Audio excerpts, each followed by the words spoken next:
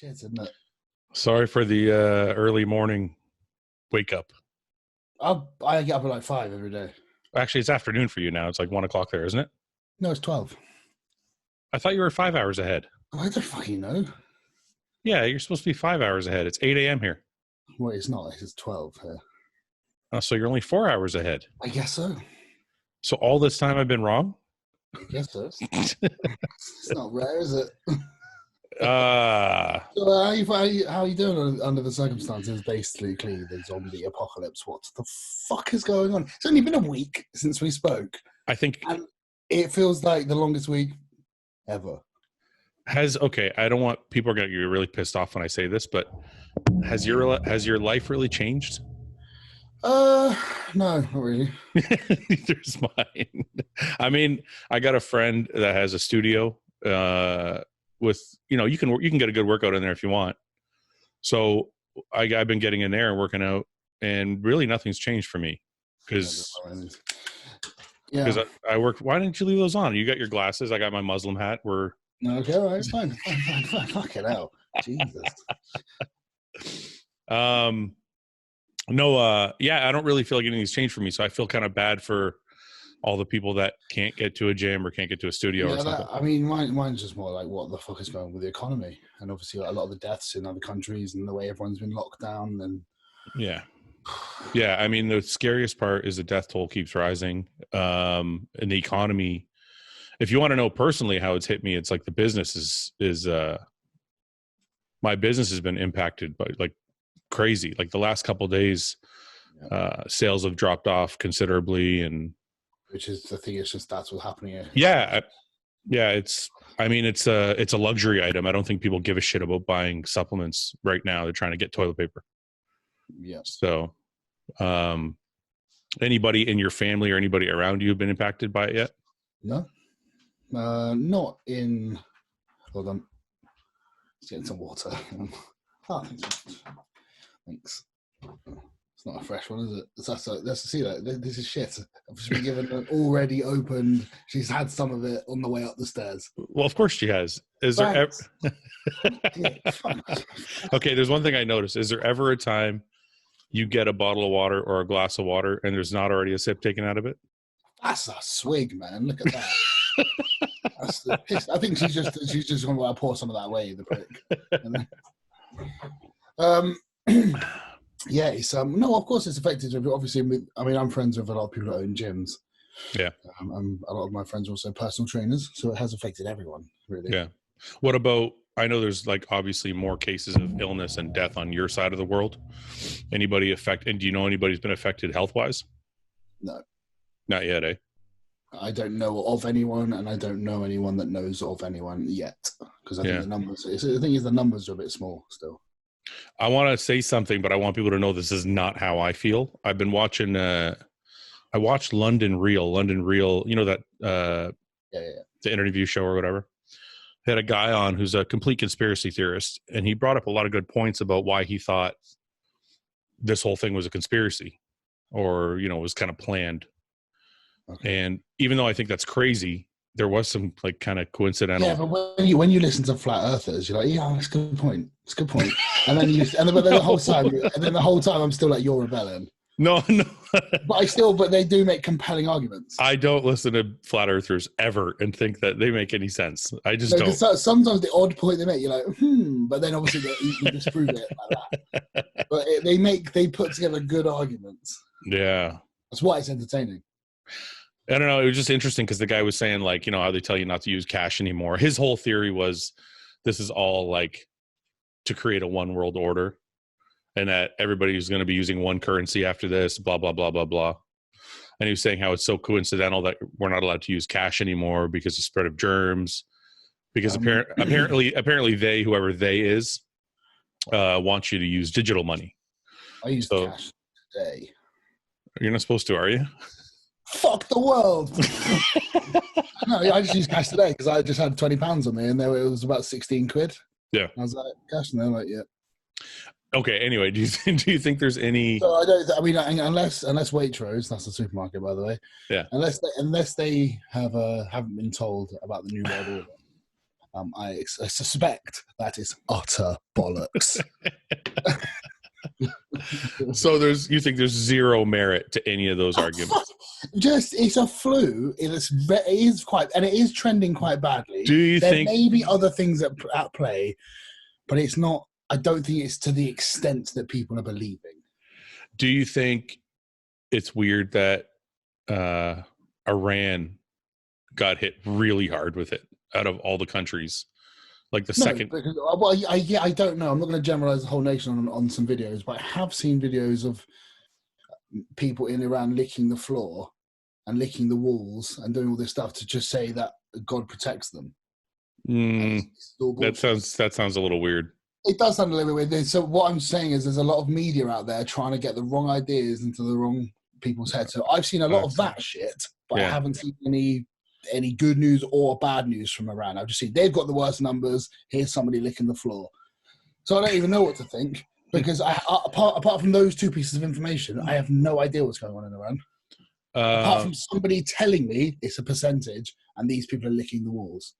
So I don't but wait a minute. Now you're doing a flat earther thing because flat earthers are always like, well, So what I'm telling you is I have absolutely no idea what's going on in Iran. But what I'm saying is, if a government official says to me, one of the highest death tolls or sick rates is in Iran, I'm probably going to believe that over the video of them licking the floors or the walls, which I haven't even seen. But yeah.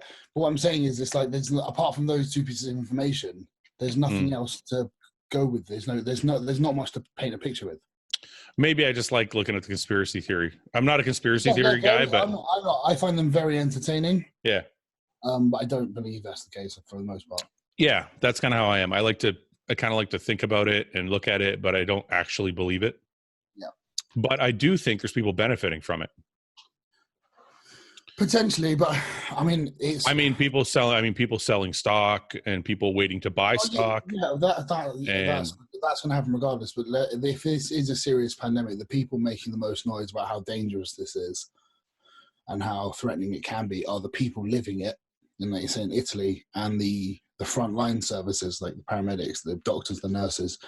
Those people are shitting themselves. Yeah, because they see how bad it is. And no one seems to really be paying that much attention, which worries me a bit. So it's either being downplayed and the conspiracy theorists are getting the most amount of attention here because their voice is louder, or it's just being a bit ignored for the wrong reasons. It's just nothing adds up. Is it that dangerous? Because if people in Italy are saying it's horrific. Well, didn't Italy have Italy? People are like, don't worry about it. No, it's fine. Yeah, but it's funny because I think the people that are saying don't worry about it are the people that it seems like one of those things where it's like if it hasn't affected you at all, if it hasn't hurt anybody in your circle, you're probably not going to take it too seriously. Yeah. You know what I mean? Because I think Italy had the highest death toll in one day. It's just insane. It was something like almost 500 people died in 24 hours or something like that. It's horrendous over there. Yeah. So, I think there's too many people being incredibly selfish. Meaning what? Oh, I'm still going to go clubbing. It's fine. I'm young. Fuck off. Yeah, that's true. There is, and it's like it is. Everyone forgets that they themselves are a member of the public. Yeah. So that basically means everyone, including you and including myself, including the people listening to this. Everyone is a member of the public and everyone has individual responsibility to do their part here.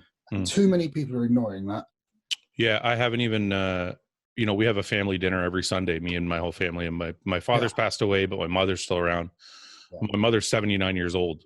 And we canceled dinner. We canceled our family dinner this Sunday.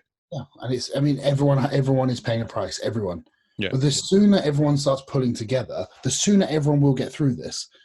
Because there has to be an end to this, and it's like people are getting really upset. They're like, "Oh fuck, Boris, you closed the gyms." Good. It's fucking dangerous. Look at what I don't want this country or any other country to be like Italy. Yeah, I don't think I could give a shit about the people that are crying about the gyms. I'm concerned about the people who have been sent home from work. Just all the things that have closed, right? Like. On a small scale, for example, some of the bodybuilding promoters in our federation, like I have 2 shows, but I don't rely on that money for to live off of. But some promoters, that's their whole living, that they promote shows, they make a living doing the show. All the shows have been canceled. Of course. Our show hasn't been canceled yet because we're still at the end of May, but I'm assuming it's going to get canceled.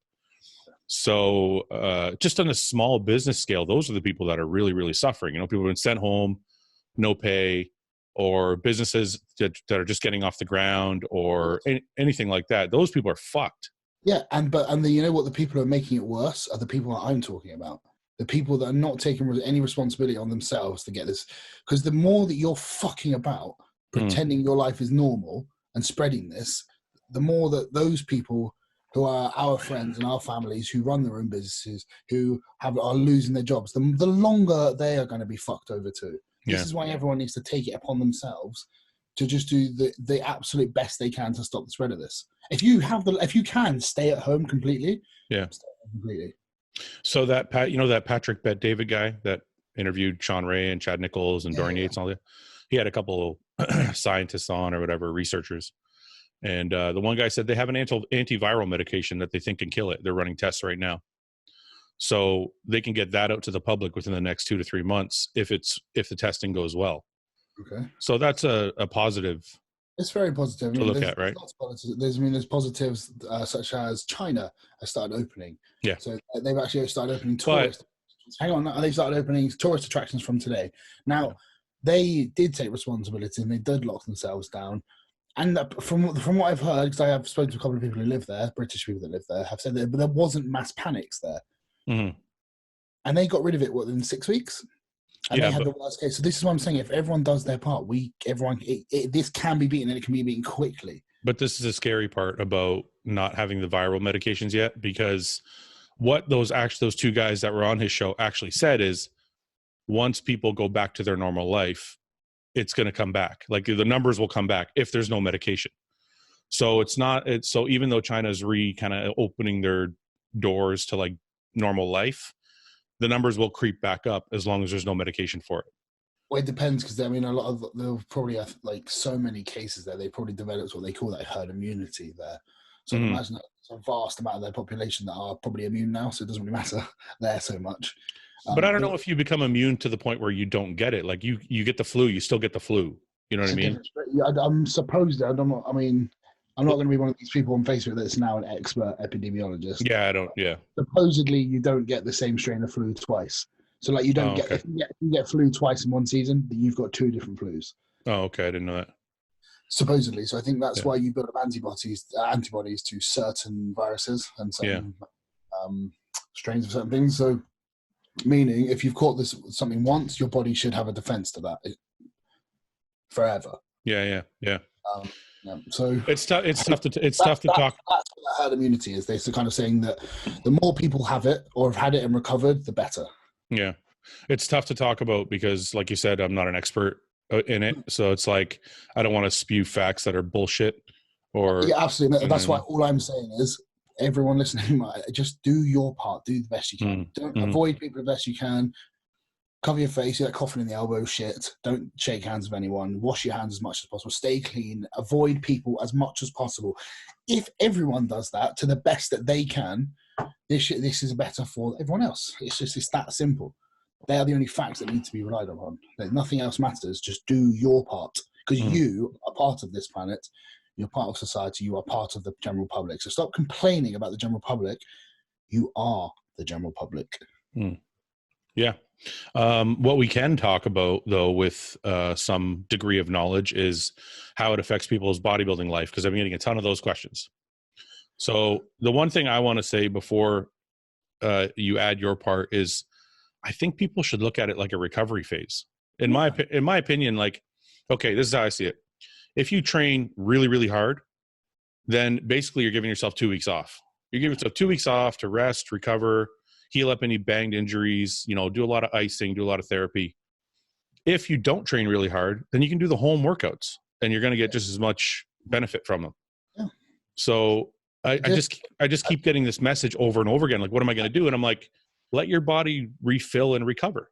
there's nothing you can do. Okay. No, but I mean, if we're trying to look at the positive side of exactly, that's being, why that's it. So instead of stressing and instead of stressing over, I can't go to the gym. That's out of my control. Instead of stressing over it, thinking, well, now I've been given this piece of time, a time period to do something else. What's beneficial for bodybuilding? If it means you can't train at home, have a clear out. Try and get your just focus on everything else, on your body, your mental state, everything like that. Bodybuilding will be here when this is over. As far as go ahead. And you can use this time period to be fucking ready for when it comes back. Yeah, I don't know when the last time you took a week off was, but I took a week off once. I think the last time I did it is because I was sick. Yeah. And I took it fully off. Like, some people come back before they're not finished being sick. I waited till I was like 100%. Yeah. When I got back in the gym, man, I felt fucking amazing. I take time off all the time. Yeah. So I don't think it's the end of the world for people to have to stay home and eat and refuel their body. You know what I mean? Yeah, no, not at all. I mean, as long as you don't eat like shit and just act like a slob, there's no reason. Like you're still in control of what you can eat. Yeah. And how much of it you eat as well. Yeah, that's the biggest thing. People are like, well, what should I do? Should I lower my calories? I'm like, look, if you just reduce your food a little bit and go for a walk outside by yourself, every day for half an hour. Here's a really good time for people to actually start being very active around your house. Get some projects on the go.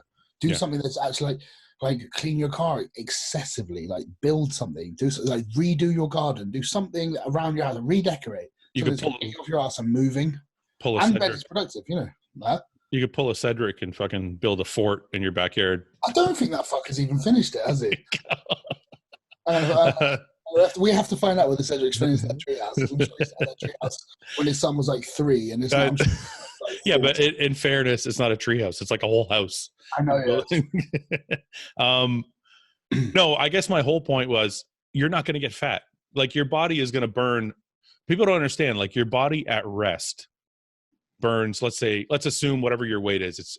Let's approximately say it's 3,000 calories. If you weigh 200 pounds and you're relatively lean, you can probably get away with 2,500, 3,000 calories a day. Your body's just going to burn just laying on the fucking couch. So as long as you're not overeating or you're eating over your surplus of maintenance calories, you're not going to get fat for no fucking reason. Yeah, and I also think what I said is going one up from that and actually do something active around the house. Yeah. You've been given some time to do something. Yeah. Yeah. I would suggest if you've got any hobbies that you want to do them now. Indoor stuff. Yeah. If you're a creative person, do it. If you play an instrument, you got all this time to practice. There's so much stuff you can do. If you're a gamer, all the games. If you're not a gamer, but you used to like playing games, now's a good time to get a game out. You know what? Maybe that's what I'll do. I'm not a gamer. Maybe I'll learn while I'm sitting here doing fuck all. There you go, mate. Yeah. But no, the last thing I want to talk about in this is I've seen a lot of posts of guys that are on gear and they're confused and they're like, I'm just going to run my cycle right through.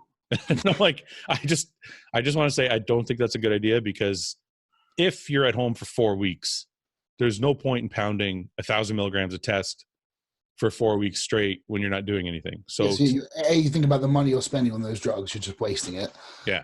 B, think about actually you're wasting those. You could use them at a time when actually you're going to get some benefit. And see, look at what it's going to do to your health. That's right. That's right. But I mean, we don't know how long the lockdown is. So it's like, you might say, okay, well, if it's a week, I'm just going to stay on. But what if it ends up being 4 weeks? Then it's kind of pointless. So if I was anybody on a full cycle or anything right now, I would taper down to like a TRT dose and then just go back on when you're back. Is that what you're doing? That's what I'm doing. Yeah. But you're not off though. I am. No, I'm not. The likelihood of this show's happening is. Oh, that's right. I want to talk about that.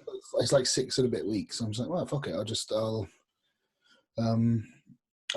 It's definitely going to get cancelled, so I'm not going to take the risk. So what's going on with your prep? Are you going to try and maintain? I'm just going to maintain the gym. I mean, I'm quite lucky that I still have access to the gym. It's 4 minutes from my house. Yeah. James has Kings, so we can still train if we want to, which we probably will. But in terms of just trying to get peeled at this point, there's no need. There's no real need. I think realistically, the earliest I'm going to be able to do a show is July. How lucky are you guys? You guys get to go to Kings, which is like a really badass gym, and there's fucking nobody there. Yeah, but I also get to go to Muscleworks, which is arguably the best equipped gym I've ever been to. Yeah, I just really like that King gym. I like the atmosphere. I always had a thing because the gym I kind of grew up in was an old curling rink. So it had that really, really high ceiling, kind of like a barn atmosphere. And King's looks like that to me when I look at it in pictures. So I kind of like have an affinity for that style of gym. It is good. It is good. Yeah. I mean, the best gym of all time would be King's with MuscleWorks equipment in it. Yeah. Is MuscleWorks, do you like the older stuff? I like the older stuff. Like the old Cybex equipment. That's my favorite shit. MuscleWorks has all of that and new stuff. Yeah. That's my favorite shit. MuscleWorks is basically, the gym owner, John, he is a bodybuilder. And he basically thought, I just want the best stuff. I don't care if it matches. I don't care who makes it. I just want the best stuff there is. Yeah. That's that old Cybex stuff. Like, I don't know how much you've used of it, but if you try and do like the hack squat, it's like 4 plates max. Yeah. Because the hack squat's like literally like this angle of it, right? All of the hammer strength we have is generation 1. Okay, so it's harder. So the incline hammer press is super wide and really nice, like the best incline. Whereas the new one's really steep and narrow, and you can barely get in it. Yeah. I know what you're talking about. I want to tell you that we have something like 210 questions or 250 questions, something like that. That's a slight discrepancy. Oh no. Okay, 206. I got 206. That's less than the original. So yeah, I thought we should probably get into a lot of these questions. Oh, and people have been requesting that since they're home quarantined, we should do this every day. How do you feel about that? So again, I'm trying to find the questions. People said that because they're home and they have fuck all to do, that we should entertain them more often. This is exactly what we're doing. No, but they want more. They want more. Well, I'm tempted to do some like Instagram live feeds. Why don't we do some Instagram live feeds together? You can do that. Yeah, you set up a live feed, invite me on, and then the screen splits and we come up either side. So live. It's the same thing we're doing. Yeah, or we could do this live. But it's live. Yeah, and the questions are live. We could do it live on YouTube, or we could do it live on Facebook, and we could do it from each other's. We could do it from yours because you got more followers. You could do it from me. Yeah. Okay. I don't care. Let's do it. Let's do it. I'm on the questions page. Did you have a question? You did just. Do you want to start, or do you want me to start? There you go. Okay, I just want to answer this one. I already answered this guy, but I want to ask you. This guy says, you seemed crankier than usual on your last podcast. Are you okay? Did I seem cranky last week? Because I've had people asking me the same thing. If you were cranky or if I was cranky. What about you? Saying you seemed a bit more you disagreed more than usual. But I always disagree. That's the whole point. Okay, can I just explain something? A lot of times on the show, I have to disagree because it's fucking boring if I disagree with you all the time. Yeah, I know.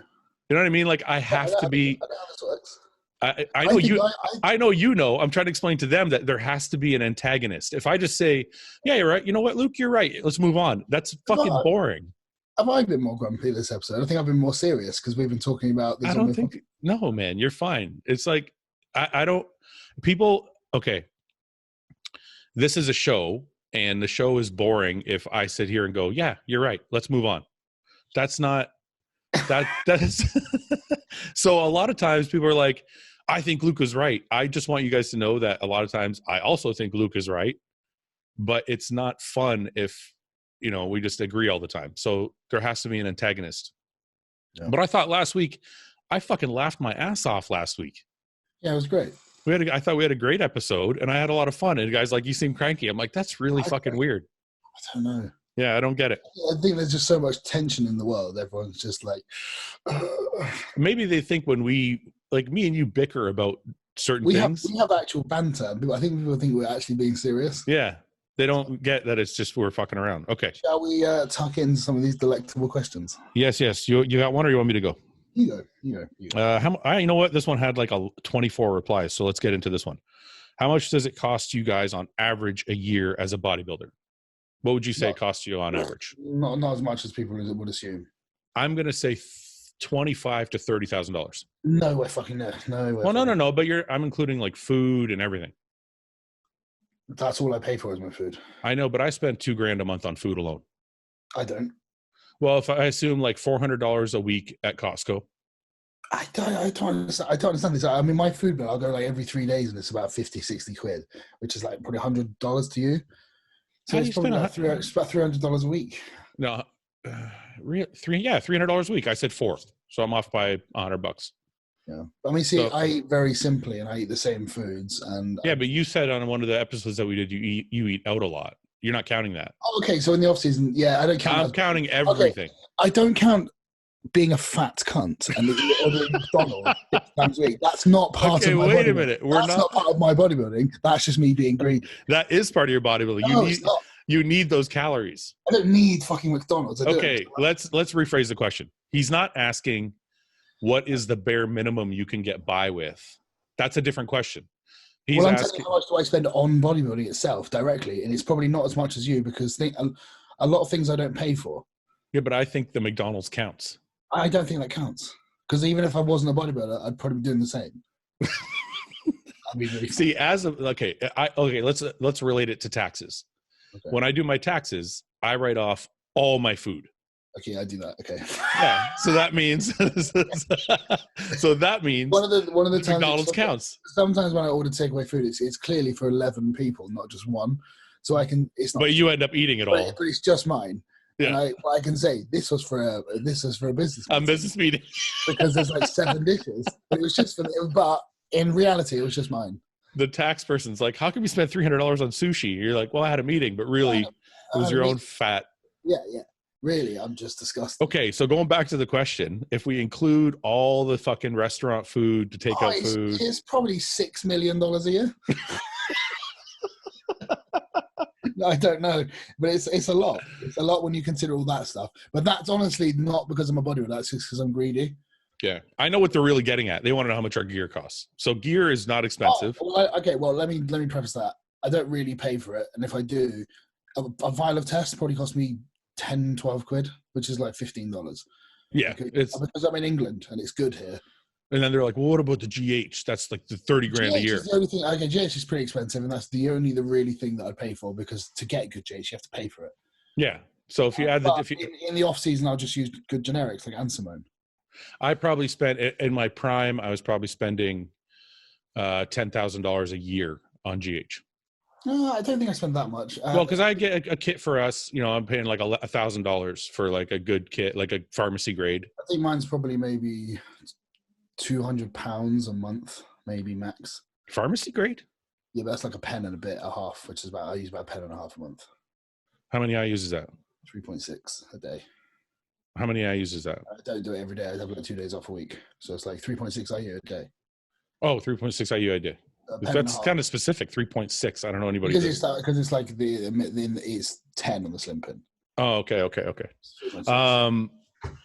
Yeah, so I'd go through less than 2 of those a month. Yeah, on average, I would go through 10 kits a year of pharmacy when I was in my prime, and that's about $1,000 a month. But I wouldn't. But I do about 10 kits, so about 10 grand. I think it depends where in the world you live, because here it's not. I wouldn't say it's cheap, but it's not as expensive because it's more readily available where it was before the apocalypse. But I think, my point is, 10 grand a year, although it's a lot of money, is a lot cheaper. I've heard people throw around. I remember being in the locker room one time, and this guy that was kind of like a bodybuilder, but not really. He's like, "Yeah, pros spend $50,000 a year on GH," and I'm like, I don't know any pros that are making that much fucking money that they could spend 50 grand a year on GH. Yeah, I don't really know any either. So I'm like, that's a little absurd. And if you're at the top of the game, you're probably getting a better deal on GH anyway. So you're not spending 50 grand. I don't know whether that's true. But what I do think is really funny is I have people ask me, they're like, yeah, but what gear do you use? And I tell them what lab I've used or whatever. And they're like, yeah, but what do you really use? I'm like, same as you. Like, what the fuck do you mean? I get that too. I know. Because they think, they're like, well, you're just doing that to help out a buddy, but you're not really. Yeah, like very recently, like somebody at the gym was like, it was after James and I were pressing 100 kilo dumbbells, and someone was like, well, yeah, it's only because of all the gear they run and and all the slim, because it gives him that big size. And James and I really, I can speak for myself, I really don't use slim. No, I don't either. I don't like it, and neither does James. Since I've been training with him, I don't really know any pros that do like it. And it's like, but just the assumptions like, well, I could do that if I was doing all the slim that they're using, doing all this shit. It's like, mate, you're doing more than both of us. I guarantee it. All right. So what are we saying overall? See, 30,000 to me was a healthy estimate when I said that. Maybe like about £600 to £700. No, I'd say maybe £700 a month on bodybuilding. I'd say total. Yeah, you're not that far off. I would say that makes it about what, like. And I'm also talking. You know, the other thing you're not adding. You're talking. Well, I guess we are asking. They're asking for us personally, but I'm trying to figure out like what it was when I wasn't at this level, because when I was coming up, I still had to pay for all my tanning. I had to pay for everything, and it was definitely at least $2,000 a month, which is like 800 pounds, I think, or something like that. So we're not that far off. Yeah. Okay. Can you guys make a collab gym playlist on Spotify? It would be drastically different, I think. But yeah. You know what's really funny is everyone thinks James loves metal. What is it? I don't think he doesn't seem like the kind of guy that listens to that. He doesn't like metal. He likes hip hop. Does he really? He likes really obscure hip hop. Yeah. I figured that he listened to like soft music for some reason. No, he listens to hip hop. Okay. And he just listens to metal because I'm putting the music on. That's it. And people keep tagging him in all these metal bands, and he's like, doesn't know who they are. And he just reposts them. And there's loads of people that think I'm a gamer. Yeah. I'm not really a gamer. That's what you talked about. I play games occasionally, but I'm not. Oh, okay. Okay. Tag me in like gamer shit all the time. I'm like, don't know what it means. You have no idea what it is, yeah. So you just game. So you're just gaming for fun, kind of like you and your son. I'm somebody that has games in the house that I can play on occasion. Yeah, but you're not like crazy. All my geek stuff's other things. Yeah. In detail, describe your worst show binge, and what was the damage? Meaning, how many pounds did you gain? I got a really bad one. What was yours? Oh, I don't know. Mate, the first few shows, I was like in a sugar coma for about a month.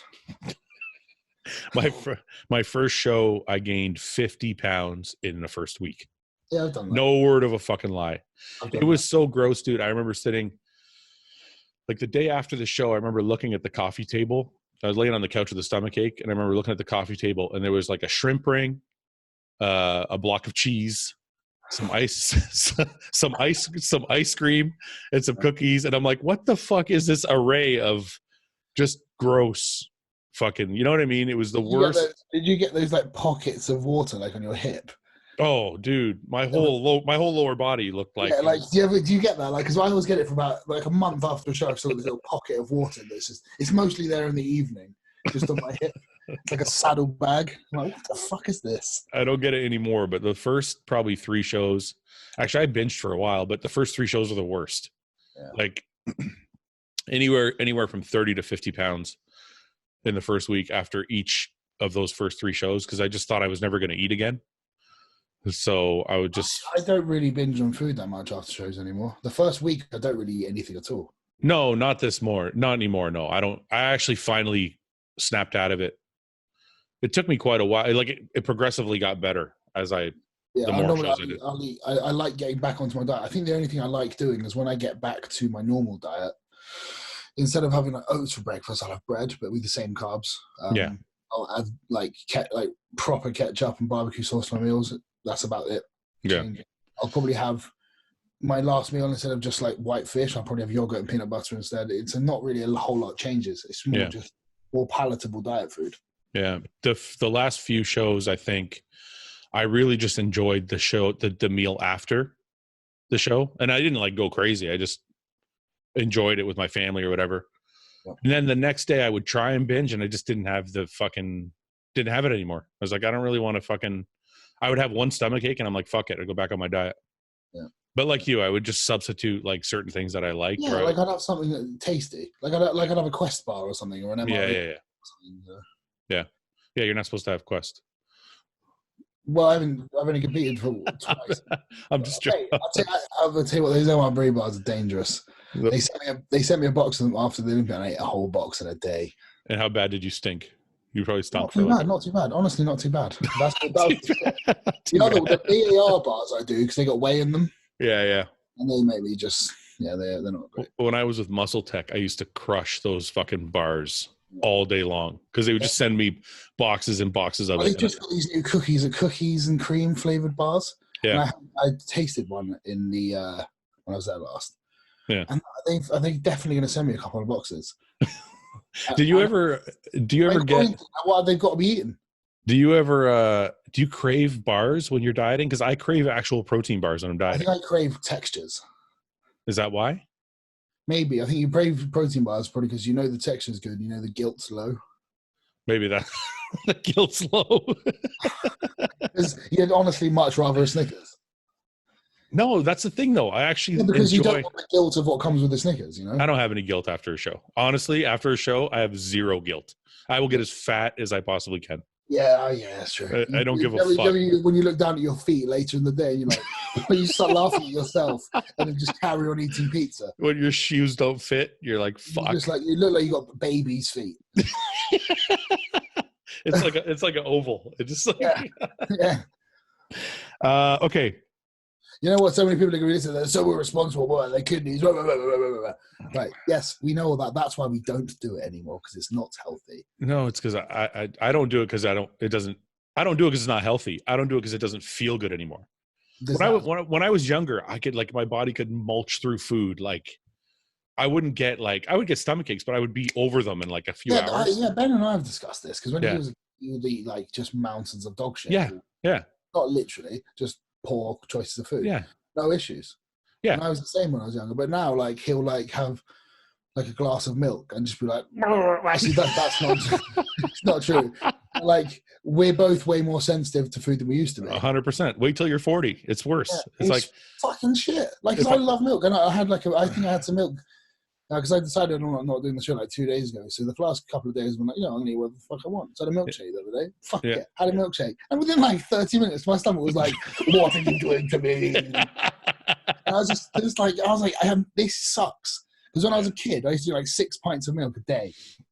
Yeah. No, I know. Listen, when I started bodybuilding, the first 10 years probably, every Sunday was a cheat day. And it would be disgusting. Every fucking shitty, I remember eating when you go to the grocery store and they have the ready-made baked goods? Yes, I do. I would get the whole containers of Danishes and I would just sit there and eat 8 Danishes, watching football, right? Yeah. But now, if I eat a large pizza now, I'm fucking done. That's it. And a large pizza was standard back in the day, large pizza, dessert. Yeah, I mean, I can still put food away sometimes, but I have to be starving. And it's rare that I'm starving. But the point isn't, I guess the point I'm trying to make is back in the day, I would get a stomach ache and my body would be over it in an hour or two. No. And now if I get a stomach ache, I'm done for the day. I'm I want to go back on my diet. I want to eat healthy. I think people have a misconception of pros, right? Because I've been to the grocery store and it's let's say I have a cheat meal. So I was a bag of chips with all the rest of my food. And the woman in line will be like, "Oh, you're going to eat that?" And I'm like, fuck yeah. We don't eat chicken and broccoli every fucking meal, right? So I think people have a little bit of a misconception that if you're at this level, that you're perfect all the time. And we're not. Well, no, not perfect. But do you have one thing that does, I'm probably going to sound really grumpy for even saying it, is when you're the cashier at the checkout and you're buying quite a lot of eggs. And they always say something you like eggs? Yeah, I get that all the time too. I just kind of think you're the reason why I go to self-serve normally. Does it bother you that much? I'm just just don't, fuck, just why? I love how grumpy you are. You know what you were grumpy about last week? The fucking men's physique. You tore a men's physique guy's a new ass last week. Yeah, good. And I've had inboxes people saying I'm not going to do men's physique anymore because of you. Good. You're crushing people's dreams, man. No, just do classic physique because it's way cooler and you'll get way more respect. Yeah. And you get to show the legs. I didn't realize how grumpy you are, but the more we do this, you're actually like me. I'm just more of an asshole. I'm just my grumpy is met with it's got a spring in its step. My grump. Yeah. I think that's what British people are like because I can moan and make it sound a bit special. Yeah. It doesn't sound like I'm outwardly complaining. So you're, it does have a spring in its step. It's like your complaining is like, has a little bit of humor to it. It's nice. It's nice. Yeah. It's nice. All right. I got to learn that. Okay. Do you think the 2020 Olympia will be invite only, like the Arnold? I think because of what's going on. It's too early in the year to tell, I think. Yeah. Have you or Luke ever backloaded insulin needles to take your gear instead of your normal 3cc syringes? Neither one of us takes insulin. Fair to say? No, well, we still using. We got insulin. No, it means if we put our gear in insulin pins. Oh no! No. I've never done that. Have you done that? Okay. Some people are doing that, right? Like the subcutaneous shots. Yeah, it's one of these new like in things, isn't it? It's another one of these things that people go, "Well, bodybuilding's been amazing." Bodybuilding was amazing 10 years ago. It's fucking shit nowadays. So instead of doing what they did 10 years ago, that's what they're doing now. But let's do it worse because that makes sense. Do you know what I mean? Everyone's complaining about like saying bodybuilding was better in the 90s. I know exactly what you mean. What the fuck are they just playing with everything now and not doing what they were doing then? My point being, bodybuilding has been fine for a very long time. So why the fuck are people trying to change it? I don't see people reinventing how bread is made. Because if you notice, every single easy thing, everything that they've tried to change is an easier method. I don't think pinning 46 times a day is an easier method. No. They're not pinning 46 times a day. What the theory is if you pin with an insulin needle subcutaneously, you have a more level testosterone. It doesn't have as many peaks and valleys.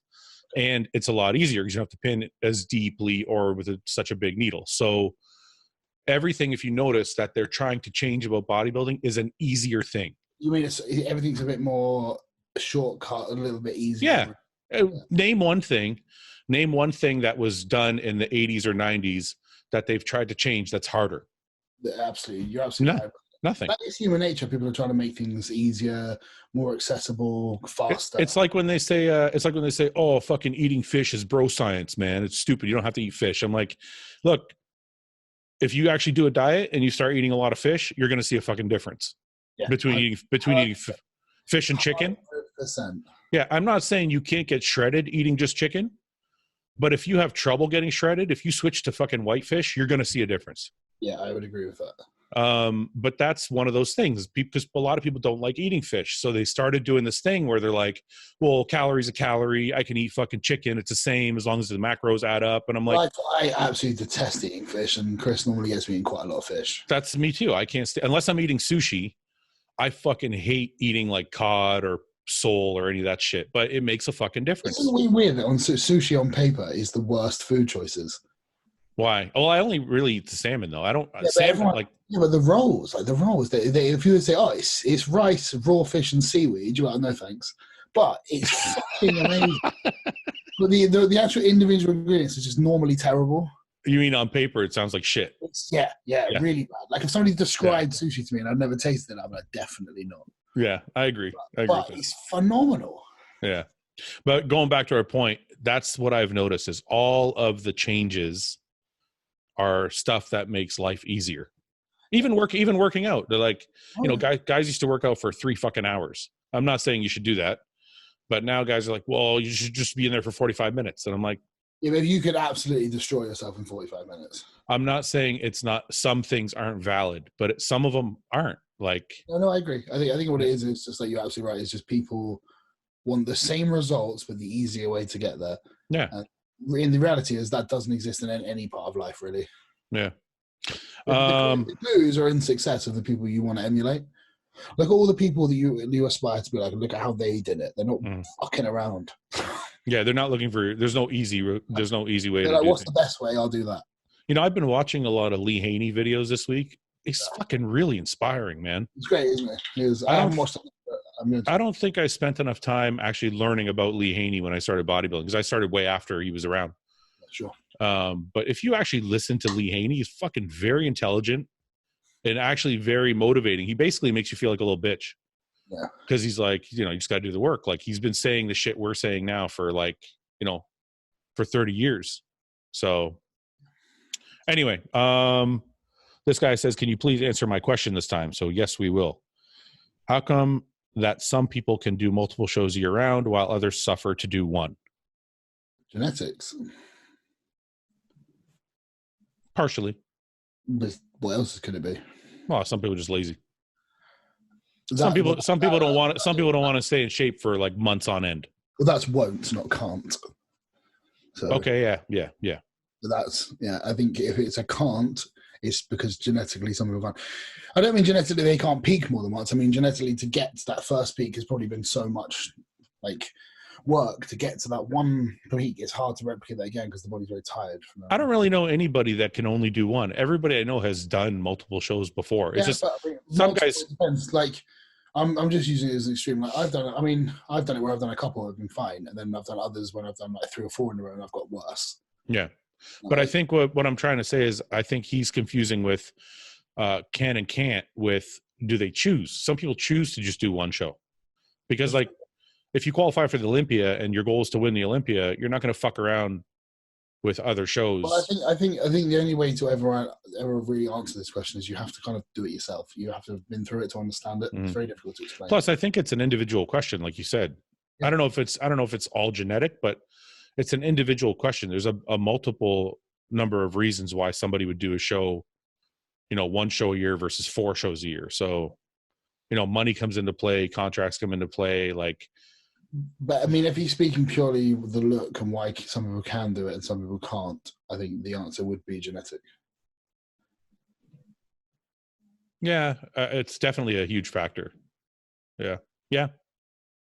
Just in the same way that some people can genetically get shredded on quite high carbs and very little to no cardio. Yeah. And other people have to go like fish and vegetables and 2 hours of cardio a day. This guy says, how much suffering do you need to go through to achieve respectable conditioning on stage? That's genetic. Yeah, and again, there's no answer to that. It's too vague. It's individual to the person. Yeah. The virus questions, we kind of answered those. Let's see here. Because Luke's, oh God. Right. Because Luke likes anal, has he ever done the Batman as described in the Urban Dictionary? Do you know what that is? Huh? No, I'm going to find out. Let's find out together. The Batman. You getting it up on screen? Yeah, I got to. People were upset last time. They're like, you should try and get everything up on the screen before. We don't have a fucking clue. No, it's not that I don't have a clue. It's that we don't have like a producer to fucking sit here and like do that shit. It's just me and you. I don't understand Urban Dictionary, I guess. I got it right here. Yeah. Okay, the Batman. Oh God. While doing a girl from behind, subtly grab a flashlight and flash it towards the ceiling. Once she's distracted and confused by the light, scream to the Batcave and slam her into the ass. Right. Who the fuck makes this shit up? No. I have done the Simba. We can discuss this. What's the Simba again? I don't fuck. When you put cum on their forehead and just go Simba. and then Spider-Man as well. And here it is. And this is it right here. This is fucking hilarious. Yes, that's it. I'm gonna read the dictionary, the definition for the people that are listening and not watching. Definition number 1: guy comes on girl's face, must get some on the forehead. It is essential. Okay, now, number 2: guy reaches out and smears the cum across said girl's forehead while saying Simba in a long, drawn-out manner. As you can easily tell, this is a favorite of many, many girls, especially those girls known as cum sluts or chicken heads. Oh, dear. Yeah, that's a good one. Oh, what the fuck? Okay. It's funnier than it's just for funny, isn't it? Yeah. I have never done that. Do it. It's funny. A lot of these things started after I got married. Yeah. Now you're married, just rock out the Simba and see what she does. I could probably, I don't want to say anymore. Forget it. Let's just, I got to maintain a level here. Okay. Why does Luke do his knee straps up the way he does? Is it due to knee pain, tendinitis? I was going to ask you this actually, because I noticed when you do up your knee wraps, you wrap around the knee. What? So I don't. But the only place my knee wraps are tight is around my patella tendon below my kneecap. The rest of it's quite loose. No, I know, but yeah. So basically, I don't wrap it over my kneecap. Okay, is it? I've always wrapped over my kneecap. That's not wrong. I'm not trying to get any leverage. I'm just trying to support my patella tendons. That's it. Oh, okay. So it's like there's two. The wraps are too long to wrap just there. Yeah. I just do above. I do the bottom real tight. Then I go above just a couple of times, not very tight. Yeah. And then I go back, and then I tie it at the bottom. That's it. Okay, that makes sense. I'm trying to get leverage, so I wrap my whole fucking knee, and I wrap it tight as fuck. Mate, if I had to get leverage, like the amount of weight James and I would be doing if we had to try to get leverage out of our wraps. But for me, I get really paranoid when I told you before, once I get up to start getting to 4 or 5 plates, I start getting a fucking mental block. Sure. So I have to fucking do them up tight. Yeah. But I just end up doing more reps. Like I'll do 20 reps with 405 or something. You know what I mean? Like it's still fucking crazy. Well, because once I have the knee wraps on, I feel safe in my head. Yeah. So then I feel like I can fucking go past. Because if I don't put the knee wraps on, I'll get to like 8 and I'll be like, okay, you better stop before you get hurt. And I'll rack it. Mine's mostly my left knee, but I wrap my right knee too, just so both sides are even. Because it feels very uneven, which I think is bad. So you get the patella tendon, so that's underneath the knee. Yeah, I actually injured it, yeah. Do you have any, you know what Osgood Schlatter is? It's not that, I injured it. Oh, okay. I have Osgood Schlatter, so I have mine's actually, I actually tweaked it months ago and it's never been quite right since. Really, eh? Yeah. It's fucking painful, man. It's really painful. Yeah, it's a painful fucking injury. Okay. No more COVID-19. Any tips on how to professionally switch coaches? It's a very tough one. I've never been particularly good at it, but I mean, I would suggest emailing your current coach, thanking them, telling them you're going to be moving on, and just saying, thank you very much. You've been brilliant. Keep it very professional. Yeah. And just say, you want to try something else because mentally it's fresher or for whatever reason. Maybe just be as honest as you can. I think if you have a good coach, if you have a good coach who's actually professional, they probably won't be really fucking pissed because they're providing a service at the end of the day. And if you don't want their service anymore, they should be okay with you moving on. The one thing I would say is never, ever, and I've seen this happen a million times, never, ever let the coach know by posting it on social media. Yeah, of course. You know what I mean? Like I've seen people like go hire a new coach and they post on social media. Happened to me. And then their fucking previous coach is like, what the fuck? I know. So as a kid, I turned him pro last year.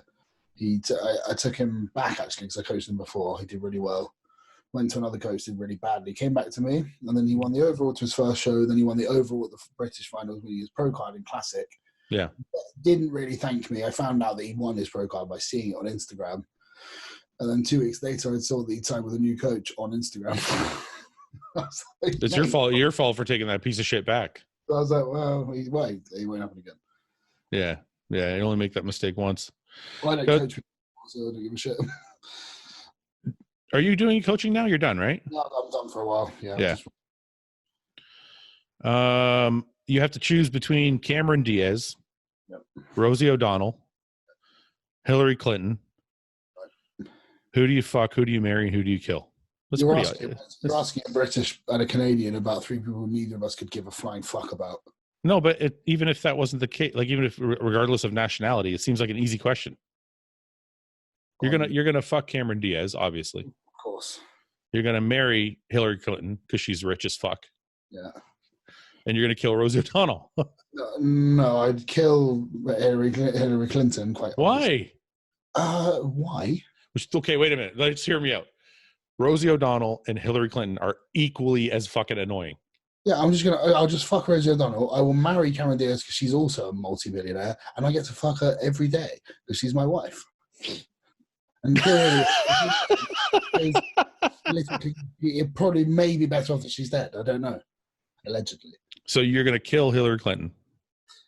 But it doesn't say you get to fuck them afterwards. It's not that you just you always find a loophole in these fucking things. That's not a loophole in marriage. That's part of the fucking deal. That's why there's no sex for marriage. Because the only good thing about marriage is you get to fuck her. Yeah, but you just took a question and now you get to fuck 2 people. And the question is not about fucking 2 people. It's fuck, marry, kill.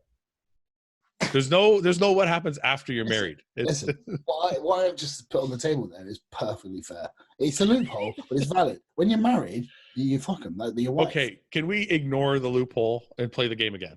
Well, I'll probably just do your one. I'd just kill Hillary Clinton, and I'd imagine that Donald was quite wealthy too. Who would you rather live with, Hillary Clinton or Rosie O'Donnell? Definitely Rosie O'Donnell. She's really fucking annoying, dude. Like, really annoying. Yeah. Hillary Clinton would be traveling all the time. She wouldn't really be home. That's true. With Rosie O'Donnell, you'd just be like, shut up, you fat bitch, eat this cake. I bought it on your credit card. Eat it.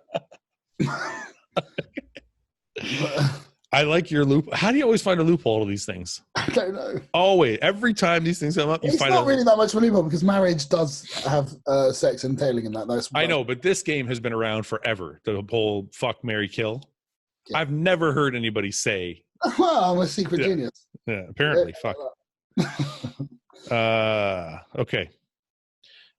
If Luke couldn't get anal, what would be his next favorite thing? It's not drugs. It's not like GH. They want to know what's your next preference. The vagina. Really? And I've never said I prefer it to the vagina anyway. So you prefer which one? Okay, let's get into it now since we're into it. Do you prefer? I don't have a preference. It's just it's just the caveat is you must do both. You must do both and enjoy both equally as much as I do. All right? What happens if you meet a girl and she's incredible? Everything you ever wanted. Yeah, I know you're going with this. Yeah, I know. But she's like, you can't fuck my butt. It didn't work out. so yeah. It's that important to you, really? That just didn't work out anyway. Yeah, I was gonna say it can't be the only reason. It doesn't know what I mean, but to be fair, I wouldn't have allowed it to get that far. That's something I need to know quite early on. You're like the fourth date. Are we doing this or not? No, I just put it on I put it on the waiver. So like the first day, I'm like, you can fill this out. I'm going to the toilet. Fill this form out. When I come back, I'll have a little look through. How do you broach the subject with a new girl? But have you listened to the podcast? Are you aware of my hashtag? Well, they should know what they're getting into by now. Well, after all the shows, yeah, but no. I don't really know. It depends on the person. Like, is it something that you've actually either asked or talked about beforehand, or you just like in the middle, you're like, I'm going to try this and see what happens? Normally, in the modern age, when there's kind of the beginning of a relationship, there's a lot of pictures and vulgar speak going on, right? Oh, so you kind of you normally find out pretty early on what each other likes. That's right. So if you try and if you're sexting and you try mentioning some shit and she's like, that would never happen, you're like, you just stop texting. It's a ghost. You're gone. Never hear from me again. Well, I just think you learn a lot. You learn quite a lot in those months or weeks or days. Yeah, she's like, how come you won't text me anymore? The last thing he said. Yeah. And then you just disappear. Yeah, okay. Fair. Okay. Advice for teen bodybuilders: when to start competing and when to start a cycle. No, teen bodybuilder, no steroids. Yeah. There you go. I don't, I never liked that question. Like, advise me when to start a cycle. I can just tell you when I started. When I decided to compete, that's when I started. Yeah. I guess. And I don't know. I don't even know if that's right. I just thought if I'm going to get on stage with all these guys that are doing all this shit, I got to do it too. I never did anything before that. It wasn't until the day I decided to compete. So, I have friends, acquaintances that are like mid 40s. They barely work out. They're just drinking beer on the weekends. They have like 2 meals a day, but they're always on a fucking cycle. Yeah, I know. And I just don't understand for the life of me. It's narcissism. Do you think you would be on any steroids if you didn't compete ever again? If you stopped competing tomorrow? Probably not. No, I'd probably do the whole TRT thing. But yeah, but that's not. I don't count that. I mean, like, I know guys who are doing nothing and they don't even look good, and they're like trend. And in all honesty, it would depend on what my income was based around. It would depend on whether my look would need to, something to do with my look would need to be sustained for. Let's assume your life had nothing to do with your looks. Then no, right? That's how I feel. I'm like, I would try and downsize, and I try and have a very good physique and look in and out of clothes. That's kind of how I feel about it. I kind of want to sit my buddy down and be like, look, man, I don't really see a sense in you buying like fucking EQ and trend and fucking, you're on all these cycles. I'm like, I don't know what the fucking point. Like, what are you doing right now? You got 4 kids. You're in your mid 40s. You know, you're not ever going to compete. You're not ever going to unless it makes him feel incredible when he's on, and that's kind of like something a lot of people don't take into account. If he's like, I just feel amazing when I'm on, it's like, well, that's not ideal. That essentially is a drug, but it's, I don't know. I mean, it's not any of our business. It's not any of like our business what other people do. Like, but if he's your friend and you want him to be healthy, you can feel good without taking tren. At least be like, look, you can at least. My friends know. I'll be quite honest with them. I'm like, what the fuck are you doing? Yeah, that's what I've said to them. I'm like, it's the point. Yeah, you've said your piece, and it's up to them. You have intervened. Yeah. Both of you have said in previous podcasts that you don't like DECA, but what else would you use in the off season with test? Primo or EQ. Okay. Is it necessary in bodybuilding to have support system near you? Like if you are alone, motivated, and focused, do you need anyone? And is socializing necessary in the process of chasing your goals? I have an answer for this, but I'll let you go first. Okay. Want me to read it again? Is it kind of, do I need somebody? There's a couple in there. Is it necessary in bodybuilding to have a support system near you? Yes. Like if you are alone, motivated, and focused, do you need anyone? And is socializing necessary in the process of chasing your goals? It's very, very individual. That to me is a fluid question because you can ask me several different points over the last few years and I'd give you a completely different answer. Yeah. I'm going to go ahead. I just don't know. It depends on the person. I think you don't need to be social. You don't need to be. If you don't need anyone, that's fine. Have you ever thought that maybe they might need you as well in a certain way? So it might be a good idea to maintain communication with people important in your life regardless, because they don't give a shit about your bodybuilding as much as you do. But I think that's the thing with bodybuilding. It's like the questions you answer there is, if you don't need somebody, what do you do? So, well, again, they might need you. So friendship kind of should go both ways a lot of the time. But it depends on the situation. I think there's a few points. If the people in your life are not supportive of what you're doing, then this is my personal opinion. If the people in my life are affecting my decisions to be successful, they're no longer part of my life. I'm like, if you're going to shit on the things I'm doing, or if you're going to try and dissuade me from going to the gym or eating clean or whatever, then I kind of don't want to fuck with you because you're interrupting what I'm trying to do. Yeah. So that's a main point. But bodybuilding can get very fucking lonely very fast if you just ignore everybody. It does. I think it's healthy to have friends and relationships. There will be days when you don't want to see anyone, and that's okay.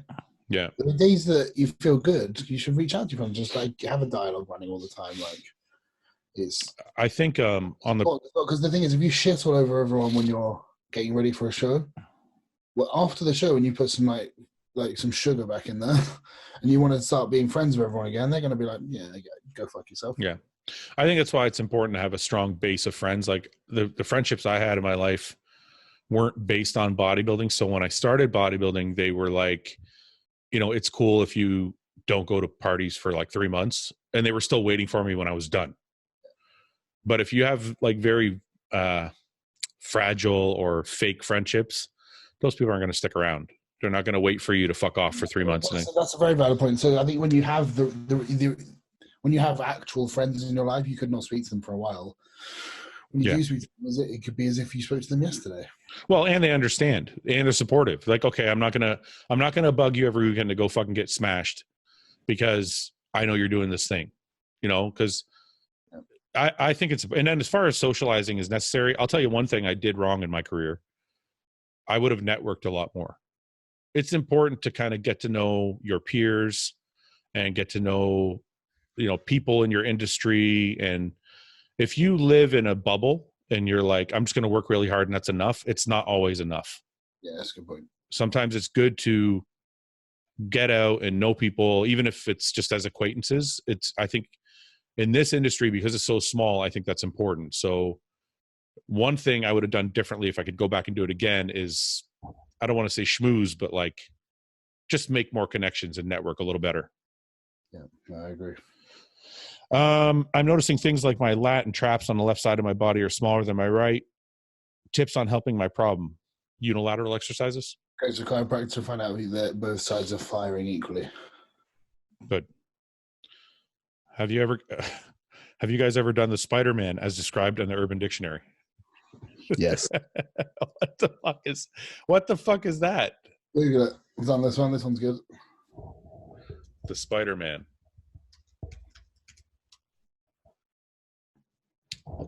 Let's see here. The act of a man ejaculating. Okay, sorry. The act of a man ejaculating in his hand and flicking it in his woman's face like a spider web. Yep. And you go, Spider-Man. You've done that. Yeah. Can I ask you how much did you love that girl? A lot. Do you ever? A lot. That's why it was funny. All right. I have a serious question. The thing is, though, if you're a female and you're with me, that kind of shit's to be expected, right? Yeah, I think there was a period in my life when I was like that, but yeah. Do you ever feel bad for doing that? No, because it's normally when the mood calls for it. I don't just ruin the mood and do it. Oh, so it's not like every time you're flicking. Like, sometimes I'll just do it. Like, it won't even be directly afterwards. Like, she might be like getting in the shower and I might still have it in my hand from about 2 minutes ago. And you're just holding it? Yeah. Jesus Christ. Okay. It's just, you got to make things funny sometimes, I think. It makes things interesting. Yeah. Like if you're comfortable enough to chase your girlfriend around your bedroom and with spunk in your hand just because you want to throw her head, you're in a pretty good relationship, I think. Yeah. I don't know if I've ever been with a girl that, I don't know if that would ever be tolerated at this point in my life. It might be like, what the fuck are you doing? Yeah, and she'd be giggling, I guarantee it. But I think it's one of the things, if you did it, she'd probably sit there horrified, but she'd have this kind of like grin, like, I can't believe you just did that. And you'd be laughing your tits off.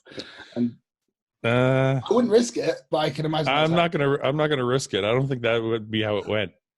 I think it'd be like, what the fuck did you just do? And then I'd have no sex for like 2 weeks.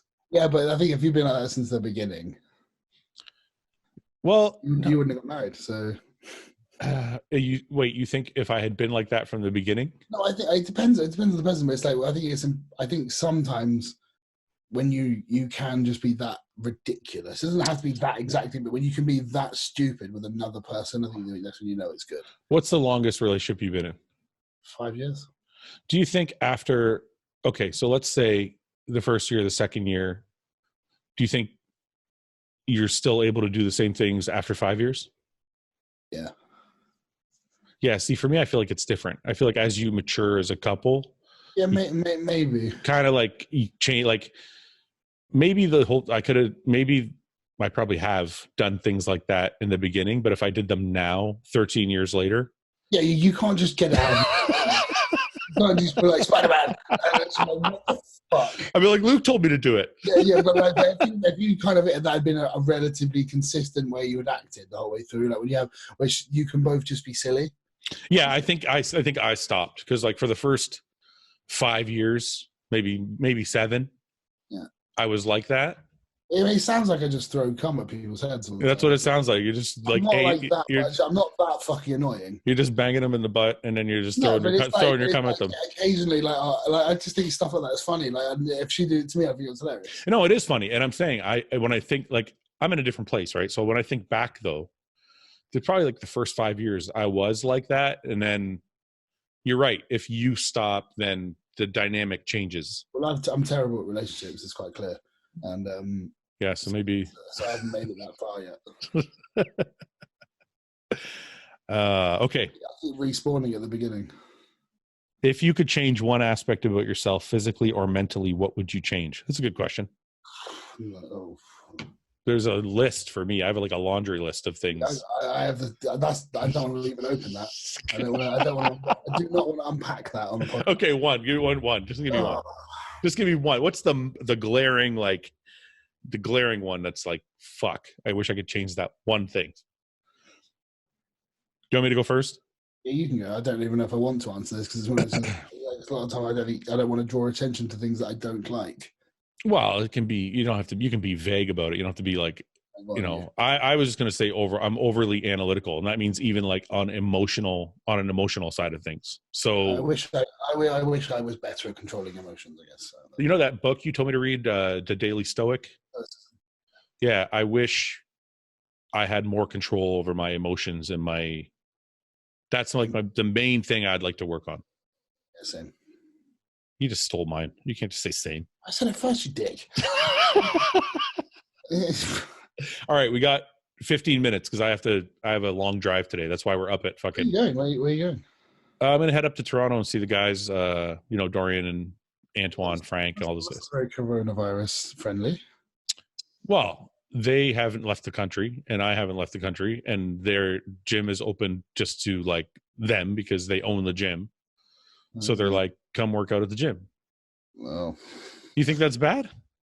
I thought about that. I don't think it's bad, but you'll probably get a lot of shit for that. No, I don't care. I get a lot of shit for everything. Yeah. Fucking guy told me I was grumpy last week, and I was laughing for 2 hours. I can't win.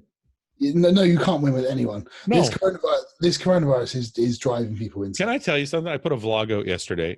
You literally can't win. I put a vlog out yesterday. Right. It took me 8 fucking hours to edit this thing. It was a full day of eating. I had to like film.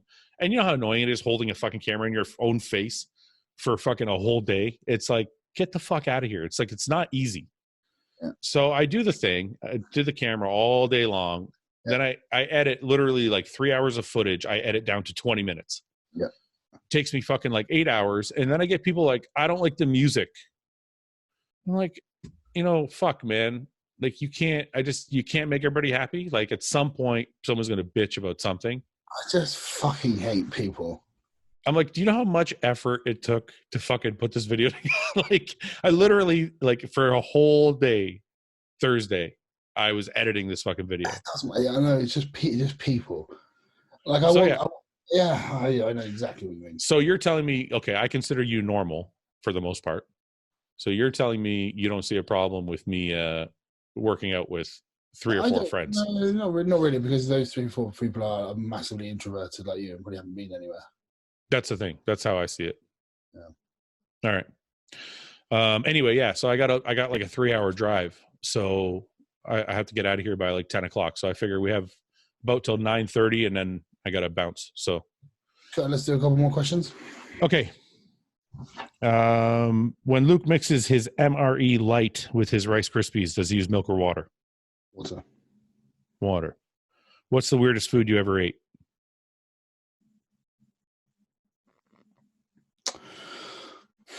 Probably frogs' legs and snails from France. That's quite weird. I was going to say fish eggs, even though that's not that weird. But it's not. But when you say, no, caviar doesn't sound weird. No, I mean like the roe, like on the sushi, the little fish eggs. Yeah. It doesn't sound weird because we eat it all the time, but if you think about it, you're eating fish eggs. It's kind of gross. Yeah. I don't know. I've eaten oysters recently, and that was quite shit. I like oysters. So underwhelming. Did you eat them for the aphrodisiac aspect, or isn't it supposed to give you like a bigger load? No, I ate them just because I thought oysters. I've never tried them. I had no idea they did either of those things. It's not an aphrodisiac, but it's supposed to give you a larger ejaculate. I'm trying to sound professional here. I didn't notice. It makes you spunk a fucking bucket, mate. That's what it's supposed to do. You didn't notice? You didn't notice that effect? I didn't notice that, no. I think I only had like 3. Oh, that's why. You got to have more. Okay, fair enough.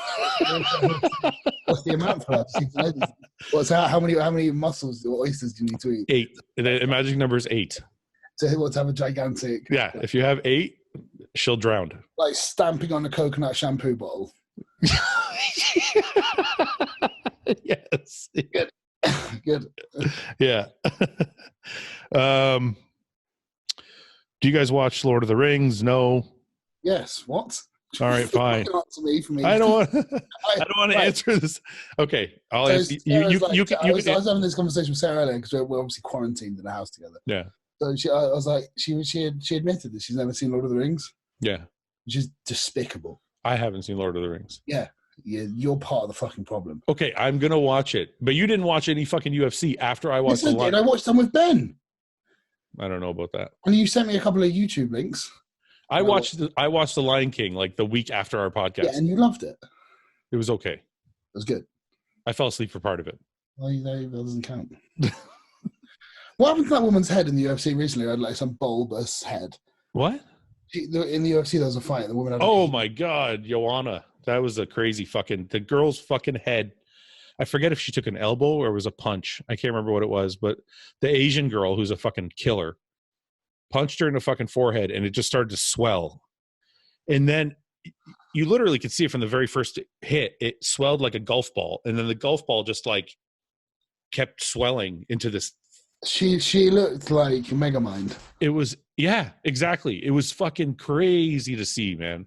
And then the girl kept punching her in it. That's exactly what I would do. Of course. Like a fucking beatback. Can you imagine the pain? You have this fucking hematoma on your fucking head. I saw the pictures of her like, it was like a week. Was it like a week after? And her face is just black and blue. I haven't seen the after pictures. Yeah, no, but can you imagine the pain you're in anyways? And then someone's punching you in the fucking thing. It's like there was another one, wasn't there? The fight he had half his lip cut, like punched out or something. Yeah, that was Alistair Overeem. Yeah, I saw that and that looked horrific. You know what's crarisy about that? It looked like literally his lip was. Yeah, so I saw like 2 weeks later and it looked fine. Yeah, that's what I was about to say. I couldn't believe like they fucking stitched it up like it was nothing gone. And it was like not barely a scar. And it was only like 2 weeks. Yeah. See, you should watch UFC. There's a good one coming up on April 18th. There probably isn't, but all right. No, they're gonna they're supposed to fight like in Saudi Arabia because like Arabic people don't give a shit. They're like whatever. That's not how it works. No. Apparently, this is the problem. Wait a minute. Let me explain. So apparently, Dana White, who's like the president of the UFC, has basically said, and I don't know the newest news, so whoever's listening, don't fucking shit on me. As far as I know, what he said was like, look, they're going to fight, even if it's just the two of them and a production crew. That's good. And we'll air it. They're not, but even like the last event they had, they didn't have an audience. They just kind of had. That's just horrible, isn't it? See, that's part of the reason why I'm not doing this British show, is because if it does go ahead, which is a massive if, it won't have an audience. And if there's no audience, there will be no prize money. So no thanks. Yeah, that's true, right? Right. So you're basically doing it just for the qualification. Yeah, which I can get somewhere else. And get some money at the same time. Exactly. Yeah. All right. Best ways to fire up the metabolism during the off season and prep. Cardio? Don't keep things the same for too long with your food. So like the carb cycling approach, that doesn't mean randomly carb cycling. It kind of just means the days you're not training, maybe pull your carbs right back. The days you're training weaker body parts, maybe push them right up. So you and then you indirectly start carb cycling. It's a good idea. That, for me, is the best way I've seen me get bigger, eat the most amount of food, and stay tighter than ever as well. I don't have a Stairmaster at home, so does having sex count? Like, especially if I change positions every minute and make it like HIT cardio. You can just smash her to bits for 30 minutes. Fast motions for a minute and slow motions for 30 seconds. I would just try. If you can smash her to bits for 30 minutes, then that's probably better than the Stairmaster. If you can pound the shit out of a girl for 30 minutes, she's probably not. She's probably dead. Yeah. Like, I don't know if guys realize, like. She's probably numb as anything. Yeah. They can't. Yeah. Like 30 minutes of straight pounding. I don't know if too many girls will. That would just be an absolute slosh bucket. That would. Maybe. Maybe the girls that listen can answer, but I don't personally think that 30 minutes, from my experience, of straight just is fucking, enjoyable for. I don't know, because I think you'll get the normal women that are like, yeah, it's too much, and then you get the absolute odd just slut to be like, yeah, the more the better. Extremes, isn't there? They're always a bit like, just fucking shit in my mouth. The horrible ones, yeah. Tell me that doesn't do anything for you. You're fucked up. No, it does nothing for me. Well, I don't know. I have to ask now after all these different I think really, that's the only thing that I'm not. That's the first thing I've said. I have zero interest, is being shat on. Okay, that's the very first thing we've talked about sexually that you've said you're not interested in. I'm not interested in that.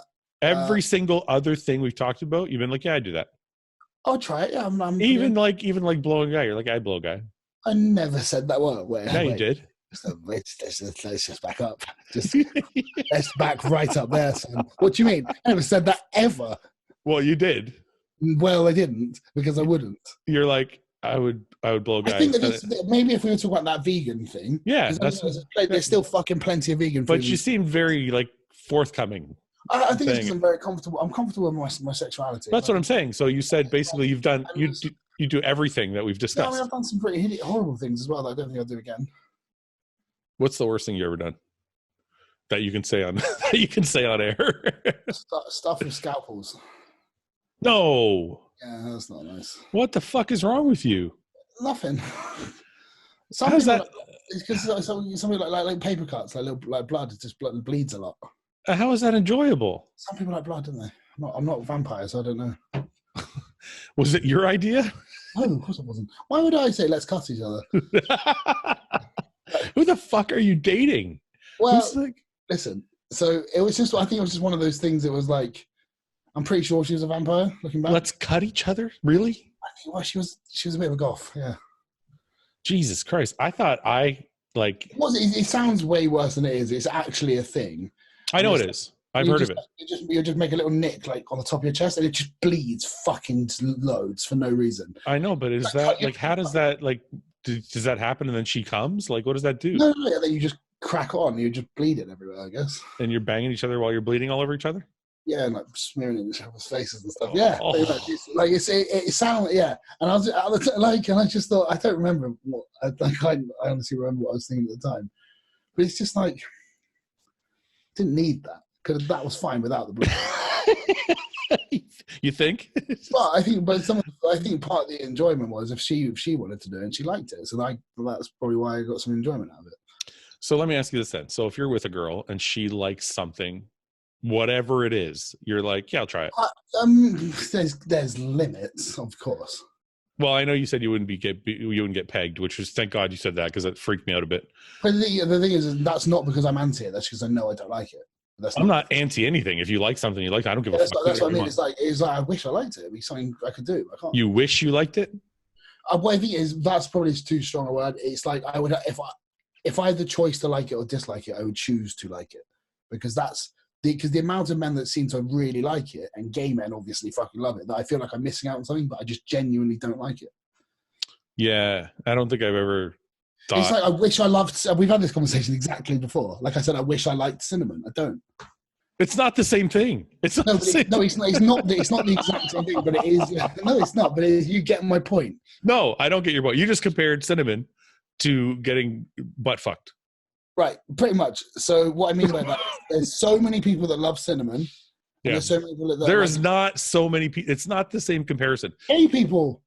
Dude, hundreds of millions of people love cinnamon. Not hundreds of people, millions of people love getting pegged. I think the gay community would probably disagree with me. All right, let's take a little poll here. I don't think we should do a poll here. Do you guys think the amount of people that the amount of guys that like cinnament is equal to the amount of guys? I never said it was equal. I'm just trying to make a point, you tit. I'm just trying to say like I don't like. I'm just trying to compare it to something I don't like, but I wish I did, because obviously a lot of people like it. It's quite popular. Cinnamon. I feel like that's a strange way to look at things. Well, think of something you wish you liked. You don't. I don't. Like, I actually genuinely wish I liked fish, because sometimes when I go to restaurants, I'm like, that looks delicious, but it tastes like shit. But I don't wish I liked any. Okay, wait, maybe I do. I wish I liked gaming. There you go. But you just but it's not the same as I wish I liked getting pegged. It's just I don't have that. It's not the same, but I can't think of any other way to describe it. Like, not just being pegged. I just mean anything in that arena. It's just not my thing. Yeah. But so many people just like getting whatever put up there or whatever goes on in people's bedrooms. So many people like that, and I have literally no thanks. Yeah. So and that's something I feel like if I did like it, there's a whole other thing I could do with a woman in a bedroom that I can't because I don't want it. Kind of thing. But aren't you doing enough? Yeah, I'm doing plenty. It's fine. That's what I'm saying. Like, isn't there like not a limit? But I mean, there's no limits. I don't think there's such a thing as limits. But no, but isn't there like a happy place where you're like, you know what, we do everything. I cover all the bases, and we try new shit. Sometimes, but I think there's also other ways to, like, if you get bored, if you want to try other things. I don't know. I think it's always important to. I don't know. Maybe. Would you do if you met a girl? Let's say your current girlfriend. Not that we probably shouldn't use that, but if you're with a girl and it's the girl and she's like, I want to cut each other, would you do it again? I know I've done it now, and I don't really like it. Yeah, it's not. It seems like just such a stride. See, I have I don't know if it's because I like psychology or I like that kind of shit. I always try and think about why people do things. I think if a girl asked me to cut each other, it would scare me. It doesn't hurt, and it's like not that kind of scared. It would be like I would wonder what was like her motivation. No, because I knew her quite well, and it wasn't out of the blue. It wasn't. Yeah. It sounds far more extreme because we're saying it completely out of context from the life that we had. Yeah. So it sounds very extreme. It's not. Yeah. Real extreme. Yeah. It's like you don't. I'm just trying to think. I'm just trying to think if I met somebody. Yeah, I kind of like to try and empathize with people as much as possible. So sometimes I like to experience things that are out of my comfort a little bit. No, and that's why I'm not saying, oh, she must have been fucked up, because I try and think of what the person was thinking.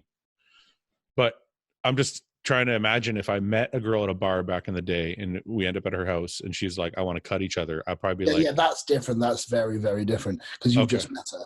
You're not in a relationship with somebody you've known for a while, and Oh, okay. I see what you're saying. Very, very different. Yeah, because if I knew the person, I knew they were normal, I would still be like, no, I don't want to cut each other.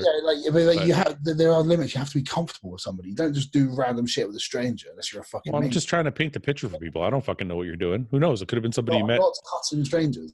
I don't carry a scalpel with me either. Do you know what I love about this podcast? I think you totally forget that like 40,000 people listen to it every week. Yeah, I've just forgotten that. And you're like, yeah, cut people. Thanks.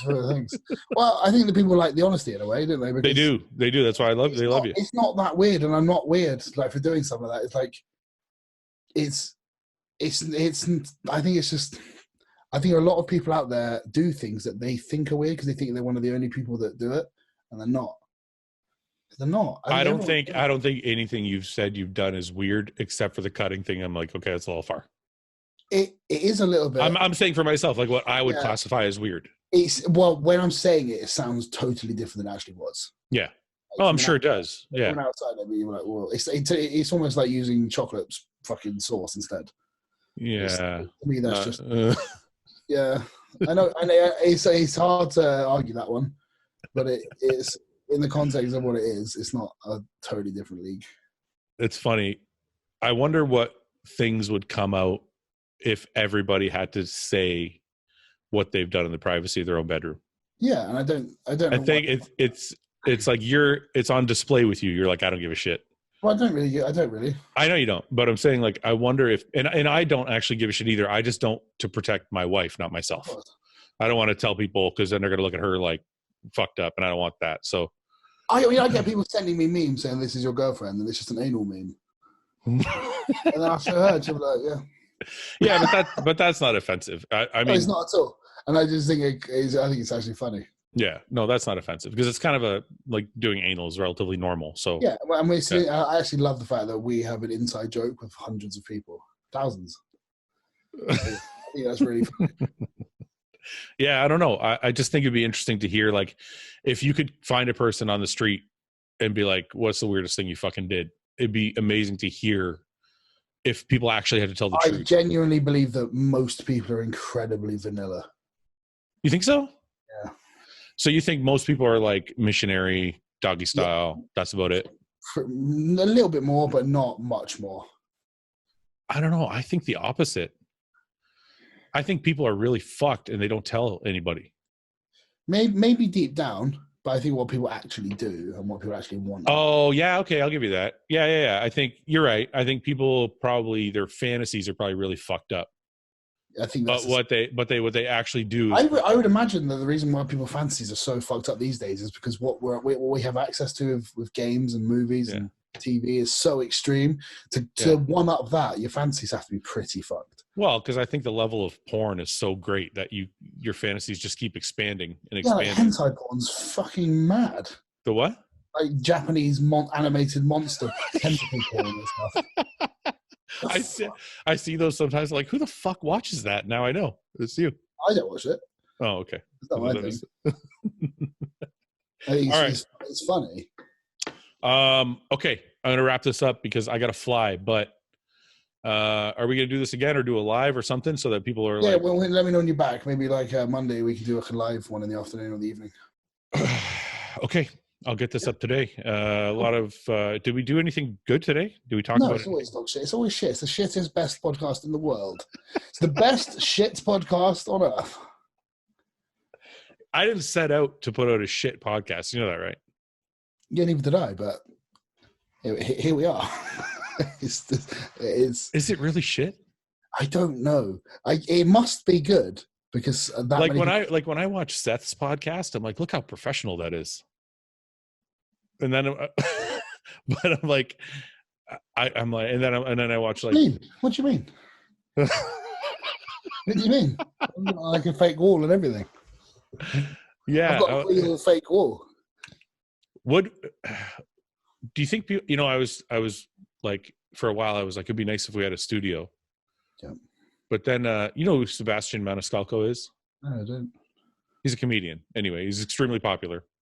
Okay. And he's got an extremely popular podcast that he does with another comedian. And they do it like we do it. There's no studio. They just do it like in a side-by-side because they're not in the same place. It kind of made me feel better because I thought all the good podcasts had to be like in the same studio with the whole like.